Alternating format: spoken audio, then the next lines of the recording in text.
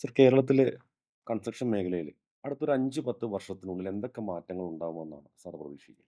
Renewable എനർജിയെ നന്നായി ഉപയോഗിക്കുന്ന ഒരു സാഹചര്യം കണ്ടുവരുന്നുണ്ട്. ഇപ്പോൾ തന്നെ നമ്മൾ പലപ്പോഴും ഫാസ്റ്റ് ചാർജിംഗ് ആയിട്ടുള്ള കാറുകൾ, ഡ്രൈവർ ഇല്ലാതെ ഓടുന്ന കാറുകൾ, റിന്യൂവബിൾ എനർജി നന്നായി ഉപയോഗിക്കുന്ന അപ്പോൾ നമുക്ക് റൂഫ് ടൈലുകൾ ഇന്ന് സോളാറിൻ്റെ ഒരു ഫീൽ പോലെ റൂഫ് ടൈൽ ഓൾറെഡി സോളാർ പാനലായി മാറുന്നു. കൺസ്ട്രക്ട് ചെയ്യുന്ന വാളുകൾ റിന്യൂവബിൾ എനർജി ഉപയോഗിക്കുന്ന രീതിയിലേക്ക് മാറും.